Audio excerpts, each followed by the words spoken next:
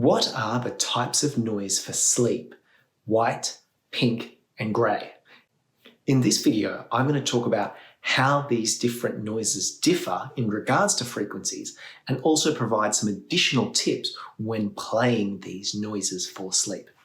I'm Dr. Thomas Dixon, expert in the science of music. Here at Biohacking with Music, I'm going to provide you with tips so that you can use the science of music to thrive. Now, white noise is the most common noise, and what this consists of is all frequencies at exactly the same volume. So what I'd like you to imagine is if you played every single note on a piano at exactly the same time, that's what white noise would represent. Now, when you hear it, it actually sounds more like static that you might hear from, for example, a television. The problem with white noise is that our ears hear different frequencies differently.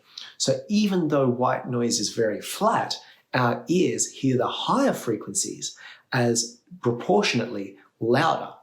Now, the next type of noise I'm going to talk about, which a lot of people recommend for sleep, is actually pink noise. Now, pink noise is louder in the lower frequencies and quieter in the higher frequencies. So if you were to look at a graph, you'd see the frequencies go like this with low to high in regards to their volume.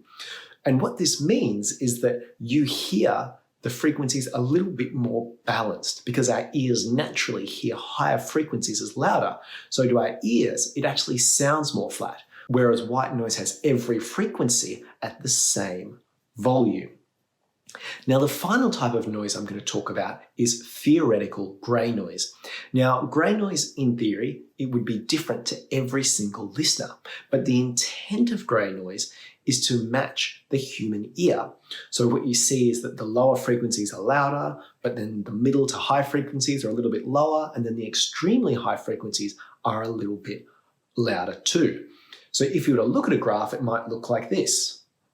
And to our ears, we might think this sounds a little bit bass heavy, but it's actually very flat. So if there were sounds in the background that you were trying to block out with these noise, you wouldn't hear them. Whereas, say, for example, with white noise, if a really low frequency sound was very loud, that frequency might still come through.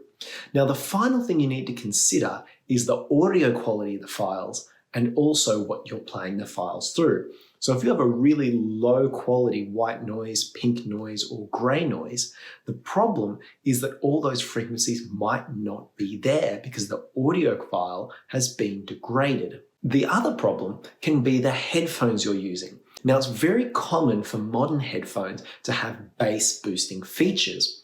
But if you were, say, for example, using pink or grey noise, this lower frequencies would be even further boosted, which might not be conducive to creating a space where you can't hear your environment. So what I'd recommend if you can is to get flat headphones. Flat headphones are often used by audio engineers or in studio recordings because the musicians and sound engineers need the sounds to be equal volume without any internal mixing. Now, in this video, we've discussed the three types of noise: white noise, pink noise, and the noise that I'd recommend, which is theoretical grey noise.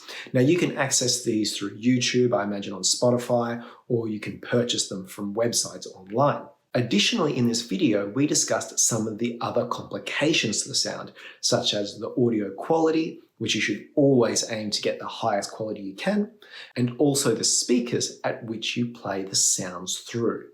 Now, if you enjoyed this video and you want more tips on how to use music to improve your life, I recommend you subscribe or follow this channel. Additionally, if you have a friend or colleague who you feel could benefit from this information, please share it with them so we can help them use noise more efficiently. Thank you.